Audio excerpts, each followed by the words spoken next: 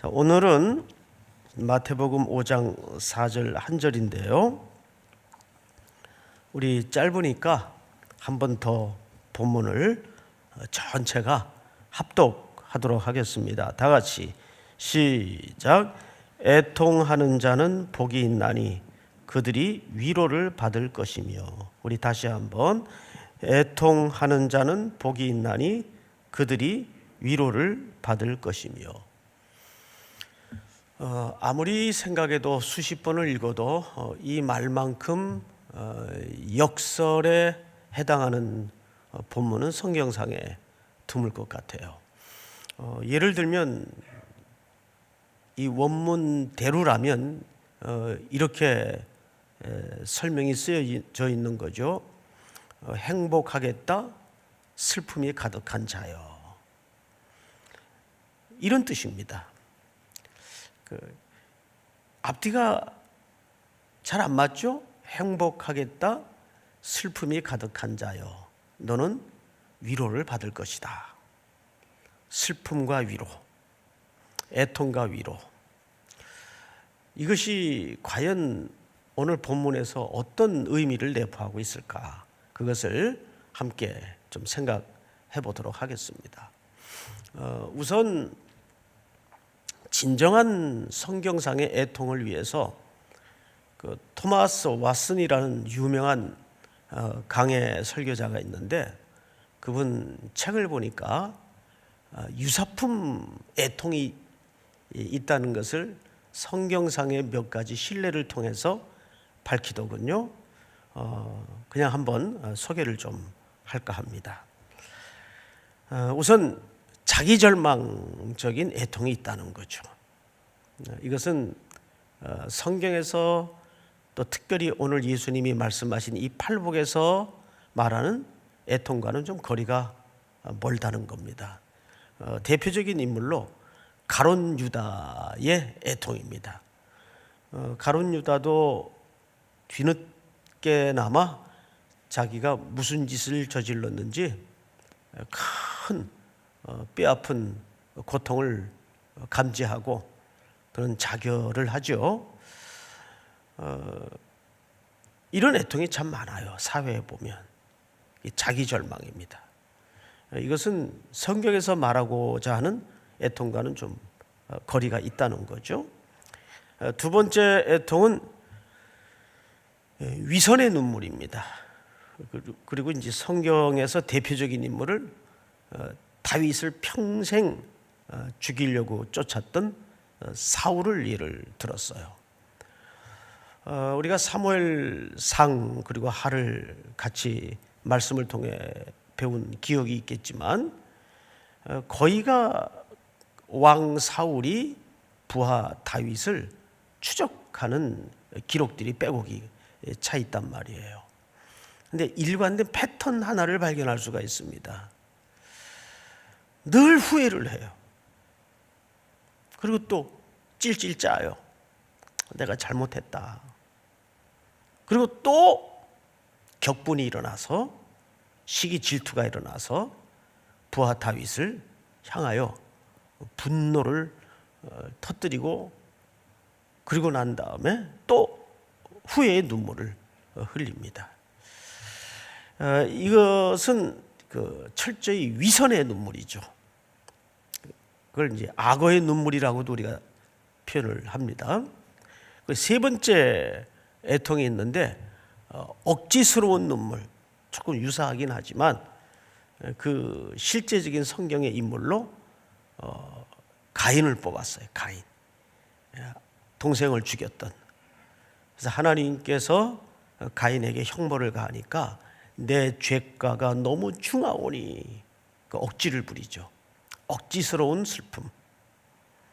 그리고 네 번째 애통이 있는데, 이것은 이제 소위 신약 성경에서 예수님에게 가장 호되게 책망의 대상이 되었던 바리새인들, 일부러 남에게 얼굴을 보이려고 우는 애통이 있어요. 이것도 외식에 근거한 애통, 진정한 애통은 아니라는 거죠. 마지막으로 또 헛된 애통, 예를 들어서 집을 팔았는데 그 다음에 얼마 있다가 그 판 집값이 폭등을 해가지고 뭐 2배가 올랐다. 그래서 막 속이 아파가지고 우는 애통, 이런 걸 이제 헛된 애통이라고 얘기하는 거죠. 그러니까 토마스 왓슨이라는 분이 이 세상에는 눈물은 눈물인데 성경에 오늘 팔복에서 말하는 애통과는 좀 거리가 먼 이런 유사품 애통들이 있다. 이렇게 몇 가지 성경의 신뢰를 들어서 정의를 했어요. 자, 그러면 오늘 우리가 함께 생각해 봐야 될 이 애통은 마태복음 1장에서부터 쭉 기록한 맥락과 흐름을 놓친 상태에서 애통이라는 정의 하나만 달랑 외워두는 것은 굉장히 해석을 비틀리게 할 수 있는 오류가 발생을 합니다. 우선 이 애통은 하나님의 나라 관점에서 이해를 해야 돼요. 자, 세례 요한의 첫 메시지가 하나님의 나라에 대한 복음이었어요. 그리고 세례 요한이 체포되자 비로소 또 예수님이 공식적으로 사역을 시작하시는데 역시 세례 요한이 선포했던 메시지와 맥락을 같이 합니다. 그 주된 메시지의 본문이 뭐였죠? 회개하라, 천국이 가까웠느니라. 이것은 세례 요한이 전했던 메시지이면서 동시에 이어 예수님이 전했던 메시지이기도 합니다. 회개하라, 천국이 가까웠느니라. 자, 그리고 나서 그 하나님의 나라를 새롭게 하기 위해서 제자들을 소집하셨어요. 직모하셨단 말이죠. 그리고 나서 그 제자들에게 샘플로 뭘 설명하셨는가 하면 하나님의 나라는 어떤 일들을, 어떤 사역들을 해야 되는 것인가를 3가지로 압축해서 소개하셨습니다. 첫째가 가르치는 일, 그리고 전파하시는 일, 그리고 3번째는 치료하시는 일. 그러면서 하나님의 나라의 미니스트리에 대해서 3가지 기둥을 소개하셨습니다. 그리고 나서 그 제자들을 산 위에 불러 앉혀놓고 이제 오늘 팔복의 이야기를 시작하시는데 2번째 주제가 애통이라는 주제입니다. 그러면 우리 2번째 주제의 본론으로 들어가기에 앞서서 지난주 심령이 가난하다는 복에 대해서 설명을 들었어요. 자, 이 심령이 가난하다는 것은 내 안에 자원이 없다는 것을 깨닫는 태도라고 말씀을 드렸습니다. 자, 이것은 이사야 선지자의 글을 배경으로 한 내용이에요. 그래서 우리는 이 팔복의 이 구약적 배경을 철저히 좀 본문으로 살펴본 다음에 심령이 가난하다는 거, 그리고 이어서 그 결과로 외적인 표현이 애통하는 문제가 왜 복인가를 우리가 좀 살펴보도록 하겠는데, 우선 이사야서 61장을 좀 열어보도록 하죠. 자, 1절서부터 좀 봅시다. 주 여호와의 영이 내게 내리셨으니, 이사야가 이제 하나님의 영을 통해서 계시를 받는 내용이겠죠. 이는 여호와께서 내게 기름을 부으사 가난한 자에게, 여기 지난주 주제가 등장을 하죠. 가난한 자에게. 여기서 가난함이라는 것은 물리적인, 경제적인 가난이 분명 내포되어 있지만 조금 더 큰 의미에서 마태는 어떤 가난을 강조했죠? 심령이 가난함을 강조했어요. 가난한 자에게 아름다운 소식을 전하게 하려 하심이라 나를 보내사 마음이 상한 자, 여러분 마음이 상하다는 것은 바로 애통의 상태를 얘기하는 거예요. 마음이 상한 자를 고치며 포로된 자에게 자유를, 갇힌 자에게 노임을 선포하며. 자, 이것은 어떤 배경입니까? 이제 이스라엘 백성들이 아수르, 바벨론, 이 열강의 나라에 다 붙들려 갈 거예요. 우상 숭배, 하나님을 배도한 결과로 다 붙들려 갈 거예요. 우리 그 다음 절을 좀 볼까요? 여호와의 은혜의 해와 우리 하나님의 보복의 날을 선포하여 모든 슬픈 자, 바로 이게 애통의 기초가 됩니다. 슬픈 자를 어떻게 하되? 위로하되. 자, 오늘 마태복음 5장 4절에 애통하는 자는 뭘 받는다 그랬어요? 예, 복이 있나니 저희가 위로를 받을 것이며. 그러니까 예수님께서 마태복음에서 특별히 팔복에서 강조한 가난함이라든지 애통이라든지, 이것은 이스라엘 백성들이 포로로 끌려가서 거기서 겪게 되는 육체적인 심적인 고통을 얘기하는 거예요. 그들이 거기에서 그 혹독한 풀무의 고난과 역사 속에서 깨달았어요. 우리 안에는 이것을 스스로 해결하거나 스스로 구원할 수 있는 아무 자원이 있다 없다? 없다. 없구나. 그래서 자기들이 얼마나 비천하며 가난한 상태인 것을 처절하게 깨달아요. 끌려간 그 열강 속에, 혹독한 풀무의 고난 속에서.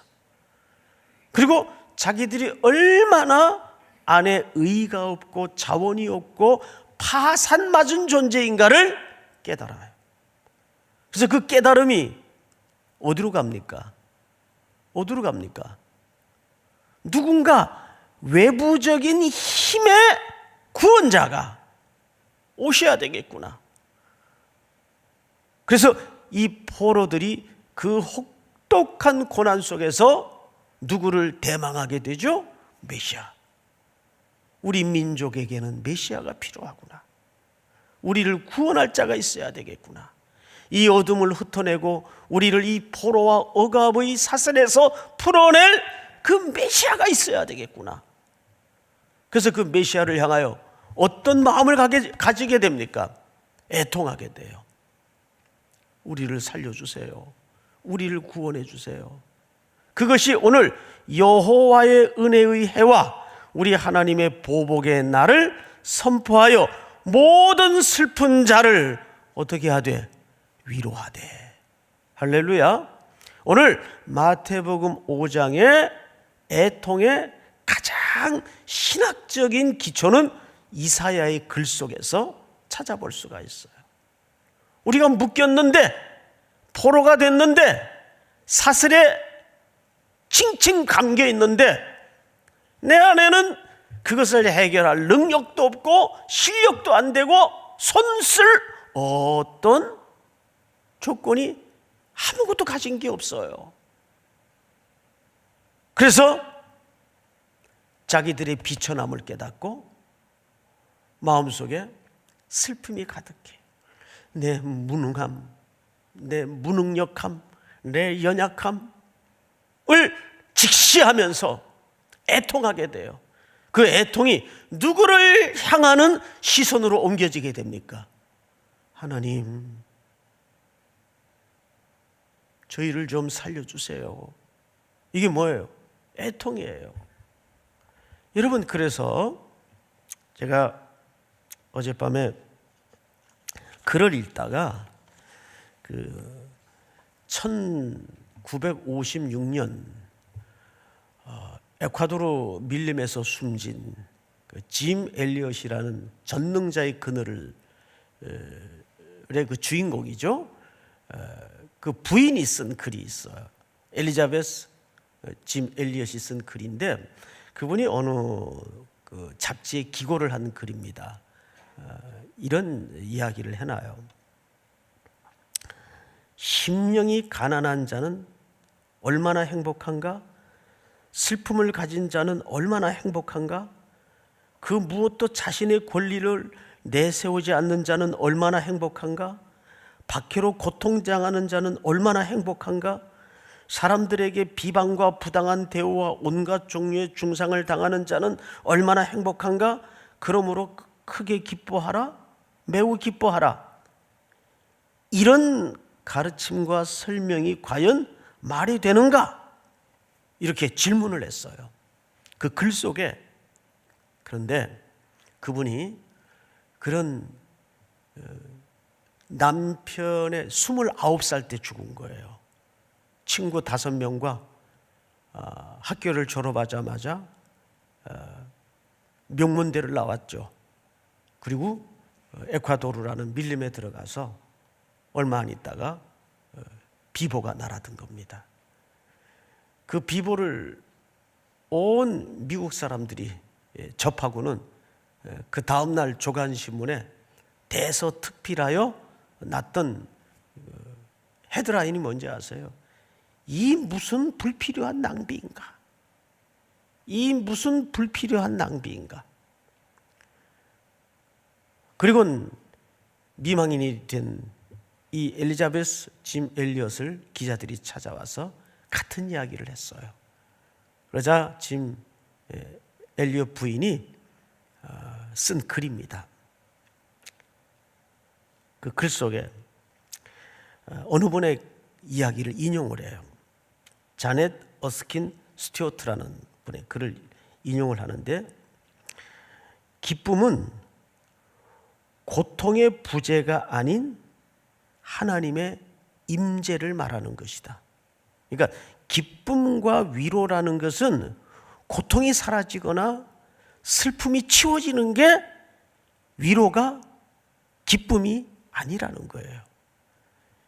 이게 진정한 기쁨과 위로는 하나님의 임재를 경험하는 것이다. 그러면서 시편 23편을 인용합니다. 사망의 음침한 골짜기를 다닐지라도 내가 해를 두려워하지 않는 것은 주의 지팡이와 막대기가 나와 함께 하심이라. 하나님의 임재.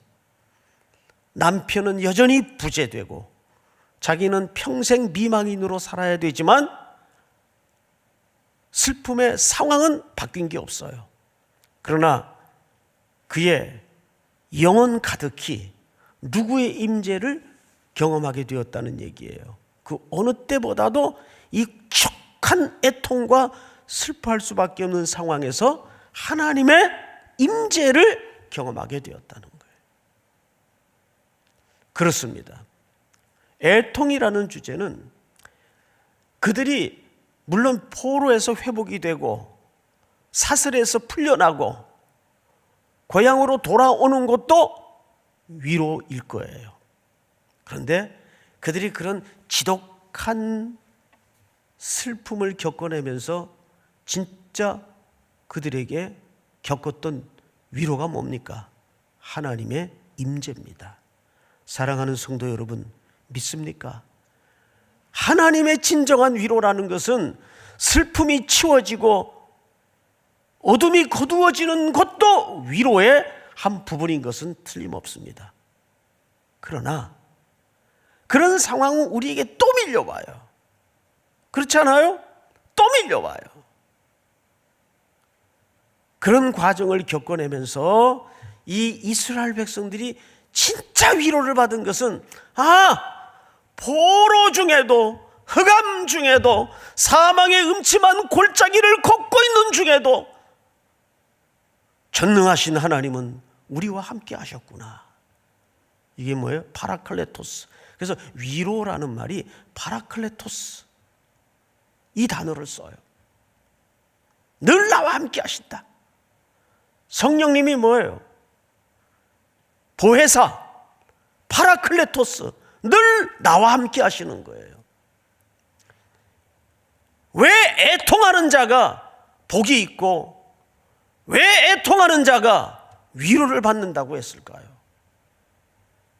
그 애통이 거두어지고 그 애통이 물리적인 기쁨으로 변해서가 아니라 그 애통과 그 슬픔 속에서 하나님의 백성들은 뭘 깨닫기 때문입니까?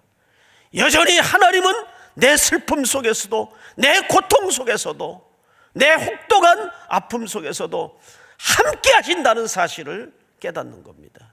믿습니까? 이런 코로나 사태를 통해서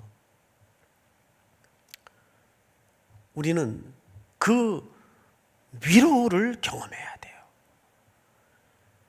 하나님이 침묵하시는 것이 아니고 잠깐 눈 감고 어디 부재 중이신 것이 아니고 여전히 이 가운데도 하나님은 역사하시는구나. 하나님은 살아계시는구나. 하나님은 여전히 내 슬픔 속에 함께 하시는구나. 사랑하는 성도 여러분, 성경에도 많은 눈물이 있어요. 제가 몇 가지 성경상에 등장한 눈물을 소개해 드리겠습니다. 첫째, 히스기야의 통곡이 있어요. 그는 어느 날 갑자기 병이 듭니다. 벽을 마주 앉아 통곡을 하죠. 그 통곡의 기도를 들으시고 하나님은 히스기야에게 15년 생명을 연장시켜 줍니다. 그리고 에스라서에 보면 느헤미야의 눈물이 있어요. 백성들의 통곡이 있어요. 폐허가 된 성터를 바라보면서 많이 웁니다. 근데 그 통곡을 통해서 그들이 뭘 꿈꾸게 되죠? 성전 재건을 꿈꾸게 돼요. 그 메커니즘이 암시하고 있는 바가 뭘까요? 그 폐허가 되어버린 성전터를 향해 주저앉아서 성전 재건의 꿈을 꾸게 돼요. 결국 구약의 모든 성전은 오실 그리스도를 예표하는 하나의 모형입니다. 그러니까 우리의 슬픔과 우리의 고난과 우리의 애통이 그리스도로 모아지고 하나님의 임재로 시선이 모아지지 않으면 그 애통은 유사애통에 멈출 수가 있습니다. 믿으십니까? 우리는 인생길을 걸으면서 이 애통을 평생 어쩌면 가슴 한켠에 달고 살아야 돼요. 사랑도 그렇고 인생도 그렇고 평생 가슴앓이의 연속일 수밖에 없어요. 이걸 비껴서 살 인생은 저를 포함해서 한 사람도 없습니다. 항상 우리 인생에는 그런 영원한 가슴앓이가 이 땅에 머물러 사는 한은 멈추거나 끝나지 않아요. 그럴 때 그 애통을 넘어 우리는 뭘 경험하라고요? 하나님의 임재. 그게 진정한 위로입니다. 사망의 음침한 골짜기를 다닐지라도 내가 해를 두려워하지 않을 것은 주의 지팡이와 막대기가 나와 함께 하심이라. 함께 하심이라. 사랑하는 성도 여러분, 그 포록이라는 70년의 혹독한 역사 속에서 이스라엘 백성들이 누렸던 참 위로는 고향 땅으로 되돌려진 게 위로가 아니에요. 하나님을 발견하고 하나님의 임재를 경험한 것만큼 금은보화와 같은 위로는 없는 거죠. 그 위로를 오늘 이 본문에서 얘기하는 거예요. 성경의 대표적인 통곡은 다윗의 통곡을 들 수가 있어요. 그는 하나님 앞에 일생일대에 큰 실수를 합니다. 나단 선지자의 준엄한 책망 앞에 전 존재가 무너지죠. 신음도 못 내고 무너져요. 그러면서 그가 쓴 유명한 시어 중에 하나가 내가 모태에서부터 태어날 때부터 죄악 중에 출생하였나이다. 우슬초로 나를 정하게 하사. 거기서 그 슬픔을 넘어서 다윗은 누구를 바라보게 되었어요? 그리스도. 내 안에 의가 없구나. 이것이 팔복에서 말하고자 하는 행복자입니다. 내 안에 의가 없구나. 주님 오시옵소서. 나는 그리스도가 필요합니다. 이 코로나 사태를 통해서 온 인류가 복귀해야 될 원점의 자리가 어디입니까? 창조주 하나님, 우리는 피조물입니다. 이 눈에 보이지 않는 바이러스 앞에 전 인류가 벌벌 떨고 있습니다. 그래서 이것을 거두어 주시고 해결해 주시고 당연히 이런 기도 해야죠. 그러나 더 중요한 것은 그것을 넘어 이 공포와 이 슬픔을 넘어 어디로 가야 될까요?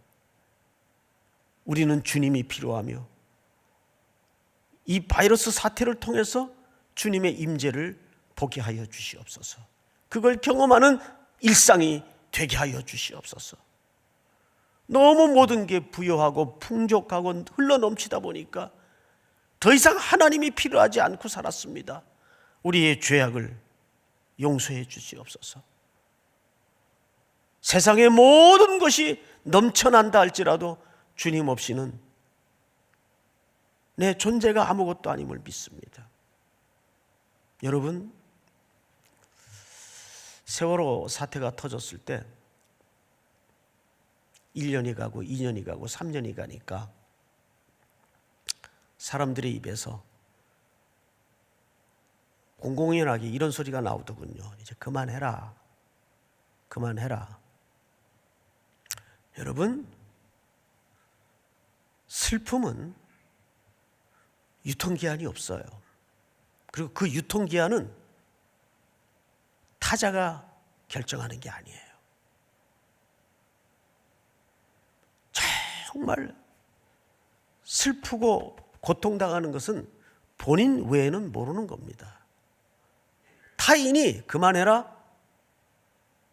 절대 그럴 수 없어요. 우리는 어쩌면 평생 하나님 앞에 유통기한 없는 애통하는 자로 살아야 돼요. 믿습니까? 그게 복인 걸 기억해야 돼요.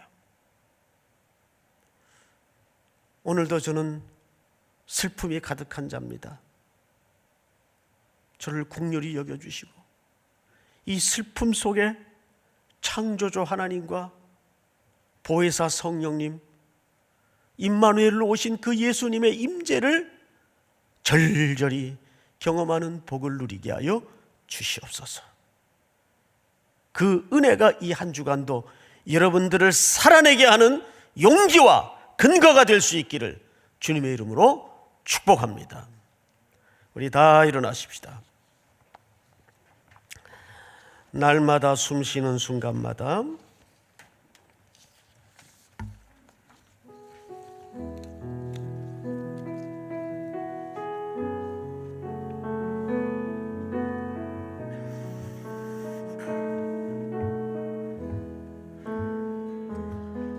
날마다 숨쉬는 순간마다 내 앞에 어려운 일 보내 주님 앞에 이 몸을 맡길 때 슬픔 없네 두려움 없네 주님의 자비로운 손길 항상 좋은 것 주시도다 사랑스레 아픔과 기쁨을 수고와 평화와 안식을 날마다 주님 내 곁에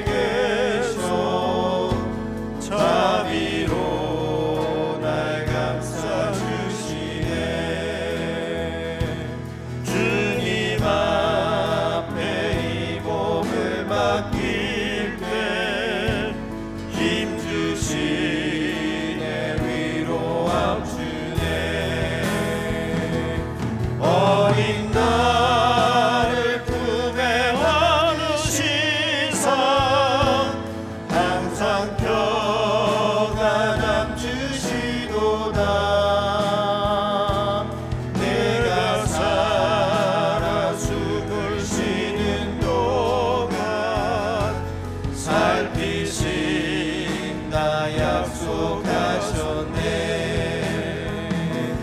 인생의 어려운 순간마다 주의 약속 생각해보네.